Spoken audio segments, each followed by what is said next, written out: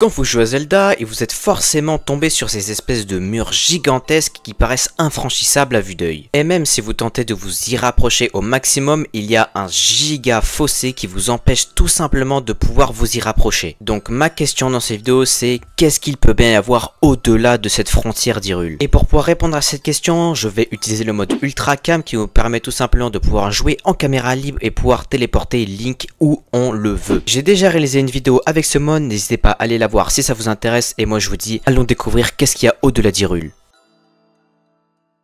Mais avant de s'intéresser à ce qu'il pourrait y avoir au-delà de ces frontières d'Hyrule, il y a d'autres endroits dans la map elle-même qui nous sont totalement inaccessibles sans qu'on ait réellement une raison. Pour commencer, il y a le mont Attega qui est bien noté sur la carte et qu'on a l'impression qu'on puisse y avoir accès, mais quand on essaye de s'y rendre, il nous est totalement impossible de pouvoir monter la montagne. Donc j'ai décidé de me téléporter tout en haut de cette montagne pour savoir qu'est-ce qu'il y aura. Et sans grande surprise, bon, on est déjà repoussé, je ne sais même pas pourquoi alors qu'on est au-dessus, et il y a que de la neige. Vraiment, il n'y a pas de secret ni d'autres trucs dans le genre, hein. Il y a vraiment que de la neige. Un mont comme il y a plein d'enjeux en fait. Je décide de forcer la téléportation de Link pour pouvoir explorer, mais à chaque fois je me fais repousser. Le jeu force vraiment pour me faire dégager d'ici, genre comme s'il y avait quelque chose à cacher alors qu'il n'y a vraiment strictement rien par de la neige. Je décide de vous faire un plan du dessus pour vous montrer le mont et vraiment les gars, il n'y a rien, hein, vraiment. C'est de la neige, de la neige, de la neige, de la neige. Je sais pas pourquoi le jeu nous empêche de venir, il n'y a rien. D'ailleurs, parfois quand je téléporte Link, en fait, je ne suis pas repoussé, mais je suis bloqué en accroupi. Genre, je sais pas pourquoi ça me fait ça, j'ai l'impression comme s'il y avait un toit sur ma tête, mais je suis vraiment bloqué en accroupi quoi, je peux vraiment pas me relever.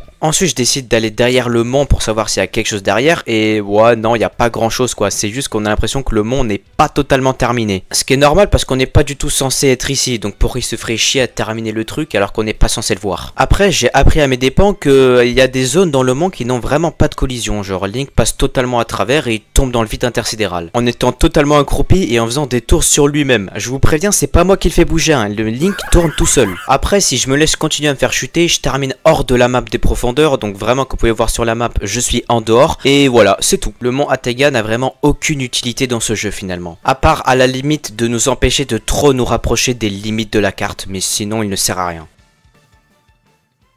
Ensuite, si vous avez un minimum exploré le désert Gerudo, vous êtes forcément tombé sur ce panneau-là. Vous ne pouvez pas aller plus loin alors que vous voyez clairement en face de vous que le désert n'est pas terminé, hein. C'est hyper frustrant de voir que le jeu nous empêche de progresser alors qu'on peut voir concrètement qu'on n'a même pas atteint les limites, il y a encore des terres en face de nous. Donc je décide de passer à travers le mur invisible et téléporter Link et il tombe instantanément dans le vide. Donc je décide vite de le ramener à la surface pour pas que ça fasse charger la zone des profondeurs, et dès que je le remets à la surface, il se fait instantanément dégager de la zone. Comme pour le mont Attega, le jeu ne veut vraiment pas qu'on soit dans cette zone. Par contre Link il a la malédiction de l'accroupissement je crois, parce que là je suis encore bloqué en accroupi, je ne peux pas partir. Donc je décide de me mettre en caméra libre pour un peu explorer et voir s'il n'y aurait pas quelque chose caché, etc. Et comme si c'était vraiment très étonnant, hein, à part du sable et peut-être des grosses dunes de sable et des petites montagnes, il n'y a strictement rien à voir ici. Je me demande pourquoi ils nous ont empêché d'avoir un désert aussi grand, parce que bah c'est juste plus fun, ça donne plus de zones à explorer et donc plus à jouer en fait. Mais ils ont dit non, on va mettre un gros mur invisible qui vous empêche d'avoir accès à une très grande partie du désert. Je trouve ça vraiment dommage qu'ils aient fait ça parce que des déserts, enfin il y en a qu'un dans le jeu quoi. Donc qu'il aurait eu au minimum cette taille là, ça aurait été vraiment très bien. Après fun fact aussi, ils ont directement accès à la mer depuis le désert. Je me demande comment c'est possible qu'il ne pleuve pas alors que vraiment il y a la mer juste à côté, hein. Après leur mer elle est un peu complètement buggée, hein. On peut changer tout simplement le niveau de l'eau en montant et en baissant la caméra. En fait c'est comme s'il y avait deux couches de mer, il y en a une et juste en dessous il y a une nouvelle couche de mer qu'on peut diminuer et augmenter selon où est notre caméra. Après ça le fait pas seulement que dans cette zone du désert, mais ça le fait sur toute la mer qu'il y a tout autour. Je ne sais pas comment c'est possible que ce soit comme ça, mais bon, allez chercher savoir pourquoi, j'en ai aucune idée. Et en allant assez loin, je trouve qu'il y a une limite à cette zone buggée de l'eau, et donc là je me retrouve avec du sable de partout.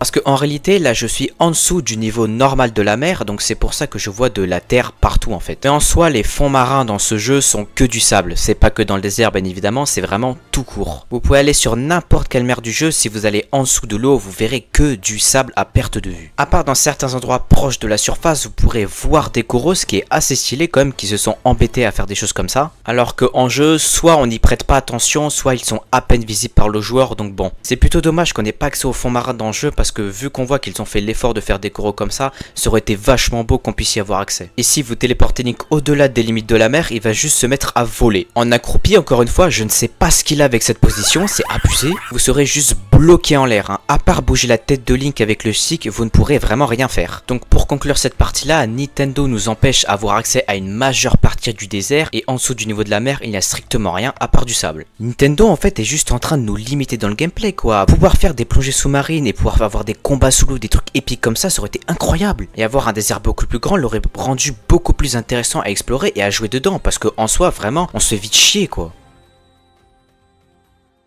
Et maintenant pour la partie la plus intéressante de la vidéo, qu'est-ce qu'il y a au-delà de ces frontières gigantesques d'Hyrule? Déjà j'y téléporte Link et je me rends directement compte qu'il y a deux couches de terre. Il y en a une fausse qui est celle qu'on voit et une vraie qui est juste en dessous. Bon après c'est pas trop ce qui nous intéresse donc on va pas trop s'y attarder parce que c'est le cas dans la majorité de cette zone en fait. Je décide de continuer d'explorer à pied et je me rends compte que l'herbe dans cette zone est très chelou. Un peu un mix de cramé et de rouge. Mais bon on s'en fout un peu, je continue d'avancer et malheureusement je tombe sur une nouvelle fois un mur invisible.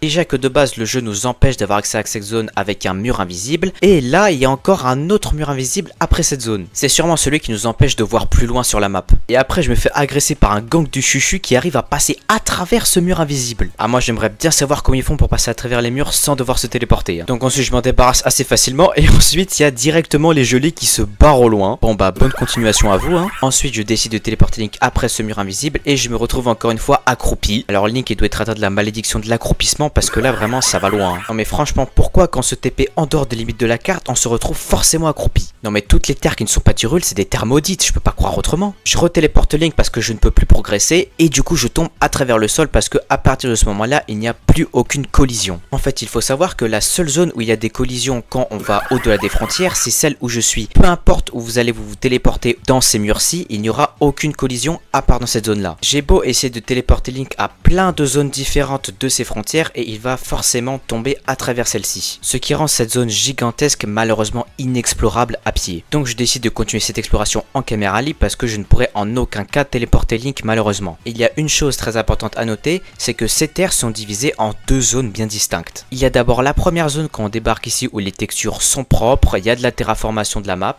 Et quand on s'enfonce un peu dans cette zone, il y a une espèce de délimitation nette parce que là les textures sont totalement dégueulasses. Et même la map aussi en soi est dégueulasse et c'est inexplorable, ça ressemble à rien en fait. De toute façon c'est tellement loin du Hyrule normal et on n'est vraiment pas du tout censé être ici donc c'est totalement normal. Et aussi il y a le retour de l'eau totalement buggé qui bouge en fonction du niveau de la caméra. Vraiment c'est débile hein mais je trouve ça vraiment marrant frère de pouvoir bouger avec le niveau de l'eau comme ça. Mais regarde 5 secondes ce qui se passe à l'écran, ça n'a aucun sens. Vraiment tu montes ça sans aucun contexte, jamais je te dis que c'était OTK frérot. En continuant l'exploration donc je décide d'aller de plus en plus loin et je me rends compte que le jeu a une zone de nuages en fait. Donc en gros la map est à l'intérieur d'un dôme gigantesque qui est fait de nuages. S'il y a un truc dont je m'y attendais pas, c'est vraiment quelque chose comme ça. Et en allant juste un tout petit peu plus loin juste après ce dôme, j'arrive à la fin de la map. Donc malheureusement ces terres que l'on peut voir qui sont malheureusement inaccessibles en jeu normal ne cachent même pas un autre royaume parce que Hyrule est en réalité seul au milieu de nulle part. Les gars cette vérité est putain terrifiante. Donc pour conclure, quand on va au-delà des frontières d'Hyrule, il n'y a strictement rien à voir malheureusement à part de l'eau à perte de vue.